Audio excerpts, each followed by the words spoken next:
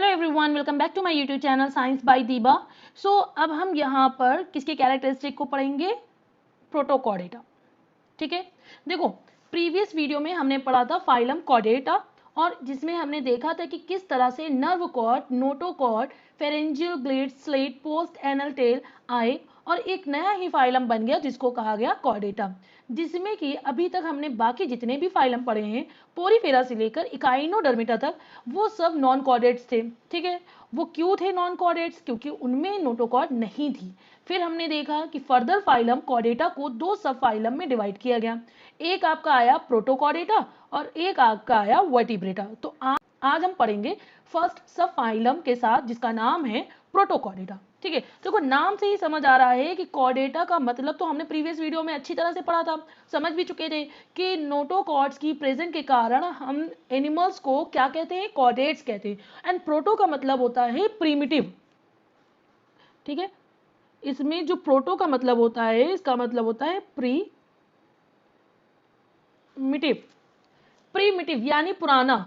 तो ये है प्रीमिटिव कॉर्डेट्स जो सबसे पहले आए, यानी कॉर्डेट्स में सबसे पहले आने वाले प्रोकॉर्डेटा थे। ठीक है, तो आपने नोटोकॉर्ड जो होती है वो लाइफ की हर स्टेज पर अपेयर नहीं होगी। देखो नोटोकॉर्ड क्या होती है, वो लाइफ की हर स्टेज पर अपेयर नहीं होती है। जैसे जैसे ऑर्गेनिज्म बड़ा होता जाएगा, मैच्योर होता जाएगा, वैसे वैसे नोटोकॉर्ड डिसअपेयर होती जाती है। ठीक है, तो देखो यहाँ पर ये लिखा हुआ है, जो आपकी नोटोकॉर्ड है ये फ्लेक्सिबल रॉड लाइक स्ट्रक्चर होती है, कुछ स्टेज पे ये पाई जाती है। और प्रोटोकॉर्ड्स को कंसीडर कैसे करा गया? प्रीमिटिव कॉर्डेट्स के साथ। इसमें तीन मेजर ग्रुप भी थे। वो कौन से थे? एक आपका था यूरोकॉर्डेटा, जो यूरोकॉर्डेटा, दूसरा आपका था सिफेलोकॉर्डेटा एंड थर्ड आपका था हेमिकॉर्डेटा। ठीक है, तो कुछ जनरल कैरेक्टरिस्टिक है प्रोटोकॉर्डेट्स के, वो हम लोग पढ़ लेंगे।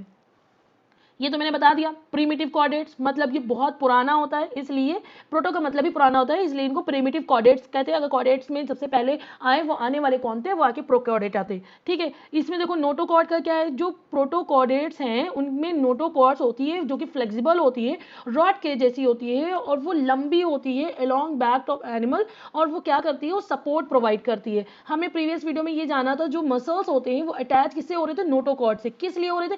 ताकि ईजी मूवमेंट हो सके, इजी लोकोमोशन कर सके।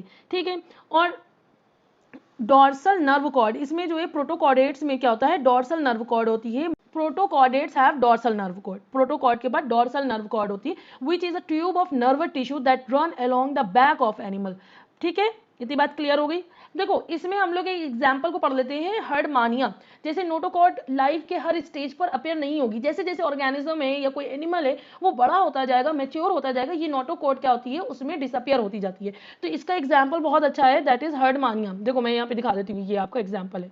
ठीक है, अगर हर्डमानिया का हम रफली स्ट्रक्चर बनाएं तो इस तरीके से ऐसे रफली स्ट्रक्चर होगा। ठीक है, ये हमने बना दिया। देखो हर्डमानिया के बारे में क्या होता है, जब ये लार्वा होता है, मतलब लार्वा स्टेज में होता है, तब ये मूव कर पाता है। और इसके लोकोमेशन में हेल्प कौन करता है? नोटोकॉर्ड हेल्प करती है। ठीक है, क्योंकि नोटोकॉर्ड मसल से भी अटैच हो पाती है, इसलिए वो हेल्प कर पाती है। और मसल्स नोटोकॉर्ड से अटैच क्यों होती है? क्योंकि मूवमेंट को, लोकोमोशन को ईज करने के लिए, यानी आसान बनाने के लिए। क्योंकि जितना एनिमल मूव करेगा उतने ही नए नए एक्सटर्नल एनवायरनमेंट में जाएगा और उतना ही उसको एक्सपोजर मिलेगा। इसलिए लोकोमोशन, ये मूवमेंट ईजी हो, इसलिए लोकोमोशन होता है ताकि जो मूवमेंट है वो ईजी हो जाए। इसके लिए नोटोकॉर्ड होती है इसमें, उससे मसल्स आकर अटैच हो जाती है। ठीक है, तो हर्डमानिया जब बड़ा होता है तो ये बड़े होने पर सेडिमेंट्री एनिमल हो जाएगा, यानी सेडिमेंट्री अपनी लाइफ को फिर आगे जिएगा। ठीक है, क्योंकि फिर इसमें लोकोमोशन नहीं होगा और ये क्या करेगा? एक सपोर्ट से चिपक जाएगा, सबस्ट्रेटम से चिपक जाएगा और फर्दर मूव नहीं कर पाएगा। देखो ये यहाँ पे चिपका हुआ है किसी सबस्ट्रेटम से।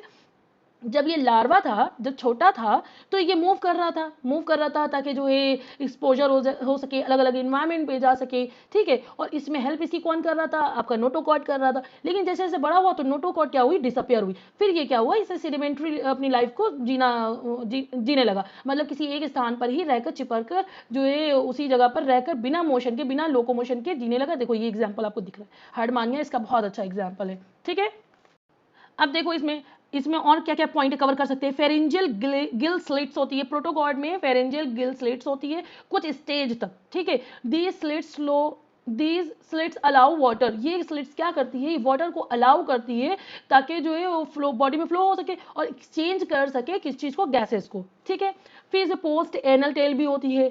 बहुत सारे प्रोटोकॉर्डेट्स होते हैं जिनमें पोस्ट एनल टेल होती है, जो कि एक extension of the body beyond the anal opening, यानी जो एनल ओपनिंग होती है उसके beyond extension of the body होती है, ठीक है। और ये टेल यूजुअली प्रेजेंट होती है ड्यूरिंग द लार्वल स्टेज, यानी ये लार्वल स्टेज में ही प्रेजेंट होगी, फिर इसके बाद क्या होगी, ये डिसअपियर हो जाएगी या रिड्यूस हो जाएगी या लॉस्ट हो जाएगी जब बड़े होते हैं।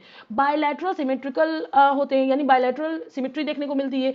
इसका मतलब क्या होता है, एक ही प्लेन में दो इक्वल हाफ में इनको डिवाइड करा जा सकता है, ठीक है।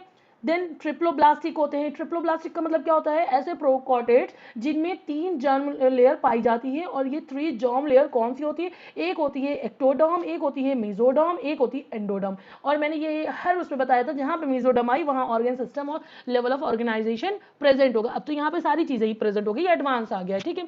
सीलोमेट होते हैं, इसमें मतलब सीलोम प्रेजेंट होता है इसलिए ये सीलोमेट होते हैं, ठीक है। मरीन हैबिटाट्स होते हैं। मरीन हैबिटाट्स का मतलब क्या होगा, बहुत सारे जो प्रोटोकॉर्डेट्स हैं वो मरीन ऑर्गेनिजम्स होते हैं, मतलब वो सॉल्टी वाटर में रहते हैं, ठीक है। ये बात क्लियर हो गई। अब आपको ये डायग्राम दिखा दिया था, एक तो हर्डमानिया का आपको बता दिया, दूसरा आपका एनसीईआरटी में एग्जाम्पल है एम्फिक्सस एंड, और इसके कुछ पॉइंट है वो भी कवर कर लेते हैं। सिंपल सर्कुलेटरी सिस्टम होते हैं, ठीक है। सिंपल सा सर्कुलेटरी सिस्टम जो कंसिस्ट करेगा ट्यूबुलर हार्ट को और ब्लड वेसल्स को, ठीक है। और इसमें हीमोग्लोबिन होती है, वो क्या करती है, वो ट्रांसपोर्ट करती है ऑक्सीजन को sometimes present in their circulatory fluid. फिर क्या है, इनकम्प्लीट डाइजेस्टिव सिस्टम होता है। इनका जो डाइजेस्टिव सिस्टम होता है वो इनकम्प्लीट होता है, जैसे कि कहाँ से, mouth and pharynx but lacking of true. इसमें देखो माउथ एंड फेरिंग्स तो होगा लेकिन ट्रू स्टमक नहीं होगा, ठीक है। ट्रू स्टमक नहीं होगा, जिससे क्या होता है फेरेंजियल ग्लिट सेल्स में, तो वहां पर जो है इनके फूड का फिल्टर होता है, क्योंकि इनके पास ट्रू स्टमक नहीं होता है, तो इसलिए इनको कहते हैं इनकम्प्लीट डाइजेस्टिव सिस्टम।